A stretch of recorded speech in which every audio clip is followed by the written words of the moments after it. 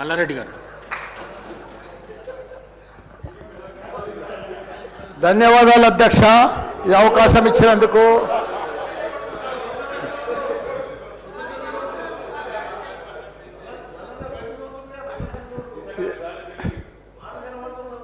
సరే, పెళ్ళికి వచ్చినా రాకున్నా కానీ ఒక అధ్యక్ష చాలా బాధాకరంగా ఉన్నది, చాలా ఇబ్బందికరంగా ఉన్నది. మా ఇన్ఛార్జ్ మంత్రి వల్లనే నాకు. ఎందుకంటే నేను సురువుల మా శ్రీధర్ బాబు మాకు ఇన్ఛార్జ్ వస్తా అంటే నాకు మంచి మిత్రుడు ఆయన. నాకు అప్పుడు ఆయన మంత్రి ఉన్నప్పుడు 2009లో నా కాలేజీలకు హెల్ప్ కూడా చేసిండు ఆయన.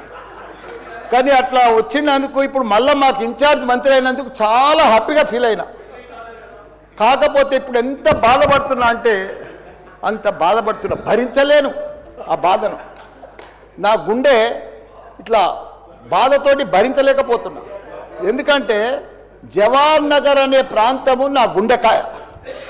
అలా ప్రజలకు చెప్పిన, అందరికి చెప్పిన, దాన్ని అంతా కూడా జిహెచ్ఎంసి మొత్తం చెత్త అంతా తెచ్చి కొన్ని ఏళ్ళ సందే అడ్డే వేస్తున్నారు. పర్లేదు వేస్తున్నారు, అది కాంగ్రెస్ టైంలో సందే వేస్తున్నారు, ఇప్పటిదాకా కూడా వేస్తూనే ఉన్నారు. అది కంటిన్యూ కాంట్రాక్ట్ ఉంది వేస్తున్నారు. మీ దాంట్లోనే కంటిన్యూషన్ అని చెప్తున్నా. నా జర ఓపిక పట్టాలని నీకు దండం పెడతా. ఎందుకంటే ఆ చెత్త వేసినప్పుడు నేను మంత్రి ఉన్నప్పుడు మా కేటీఆర్ గారు 500 కోట్లు ఇచ్చిండు. చెత్తతోటి కరెంటు తయారు చేసే ఉత్పత్తి ప్లాంట్ ఆడ తయారు చేసినాం. దాన్ని అది కాకుండా 144 కోట్లతోటి క్యాపింగ్ పెట్టిన, మొత్తం మట్టి పోసి గడ్డి పెట్టి అది గుట్ట లెక్క తయారు చేసినాం. దానికి తోడు వర్షాకాలంలో అందులో వచ్చిన మురుగునీళ్ళు అంత వస్తే ఫిల్టర్ చేసేందుకు 250 కోట్లు ఇచ్చినాం. వాటర్ ఎస్టీపీ అంత బాగా చేస్తే అందంగా వాసన రాకుండా చేసినాం నా మంత్రి ఉన్నప్పుడు మా కేటీఆర్ సార్. అటువంటిది ఇప్పుడు 2 సంవత్సరాలు 4 నెలల సంది భరించలేము. కొత్త గుట్ట చెత్తకుండి తయారు చేసిరు కొత్తది ఒకటి. అది రోగాన బారి పడుతున్నారు. వాటర్ల పొల్యూషను, గాలిల పొల్యూషను, భూమిల పొల్యూషను, మురికి నీరు ఉండలేక 2 లక్షలన్నర ప్రజలు ఉంటున్నాడు. దయచేసి అన్న శ్రీధర్ అన్న, నువ్వంటే నాకు చాలా అభిమానం. నన్ను పగబట్టకన్నా. ఎందుకంటే నా నియోజకవర్గం బంగారం అసుంటి, దేశంలోనే నంబర్ 1 అసుంటి మేడ్చల్ నియోజకవర్గం. దాన్ని తుకుడలు అచలం కుతలం చేసేది దాన్ని. ఇప్పుడు దాన్ని 61 గ్రామాలు ఉండే, 3 మున్సిపాలిటీ కార్పొరేషన్లు ఉండే, 7 మున్సిపాలిటీ ఉండే. దాన్ని తీసుకుపోయి మొత్తం జిహెచ్ఎంసీ చేసిరు. ఇప్పుడు 16 వార్డులు చేసిరు. దాన్ని ఒక మోరీలు లేవు, రోడ్లు లేవు, డ్రైనేజీలు లేవు, కరెంట్ స్తంభాలు లేవు, ఏమీ లేదు. ఇంకా మారుమూలు గ్రామాలే ఉన్నాయి, పెంకిటిల్లే ఉన్నాయి. దాన్ని తీసుకుపోయి జిహెచ్ఎంసీలో కలిపారు. హైదరాబాద్ మస్తు డెవలప్ అయింది. కానీ నా జిహెచ్ఎంసీలో కలిపినప్పుడు, నా దాంట్లో కలిపినప్పుడు దయచేసి స్పెషల్ కేటగిరీ కింద జిహెచ్ఎంసీ చెత్తంతా ఆడికే వస్తుంది. దాన్ని ఒకటి క్లీన్ చేసి మీకు దండం పెడతా.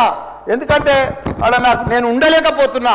నేను ఎందుకు వస్తున్నా, ఎందుకు గెలిచినరా ఇక్కడి నుంచి అని భరించలేకపోతున్నా. నేను శ్రీధర్ అన్న నీకు దండం పెడుతున్నా. అదొక్కటి నాకు స్పెషల్ ఫండ్ ఇచ్చి 500 కాదు 1000 కోట్లైనా సరిపోవు. నువ్వు దీనికి బడ్జెట్లో ఇక్కడ జిహెచ్ఎంసీకి ఇచ్చిందంతా కూడా దానికి ఇవ్వాలి. ఎందుకంటే ఈ చెత్త అంతా అక్కడనే వస్తుంది. అక్కడ కూడా ప్రజలన్నా, పేద ప్రజలన్నా, డెవలప్ లేదన్నా, మోరీలు లేవన్నా, రోడ్లు లేవన్నా, లైట్లు లేవన్నా, చచ్చిపోతున్నారన్నా, రోజు ఒకరు చచ్చిపోతున్నారన్నా, హాస్పిటల్ బారిన పడుతున్నారన్న ప్రజలంతా. నేను చూడలేకపోతున్నా, నేను భరించలేకపోతున్నాను. నీకు దండం పెడతా. ఇదొక్కటి నాకు స్పెషల్. ఒక్కసారి మీరు ఇన్స్పెక్షన్ చేసి అక్కడ రావాలని కూడా కోరుతున్నా. మీరు ఈ నడుమ ఇనాగ్రేషన్ కూడా వస్తలేరన్నా. ఆ మహేందర్ రెడ్డిని పంపిస్తురన్నా. మీరు కావాలనే వస్తురన్నా, కుట్ర పంతురన్నా, నా మీద కుట్ర పంతురన్నా. ప్లీజ్ దయచేసి అదొకటి మీరు రావాలి. కృష్ణారావు గారు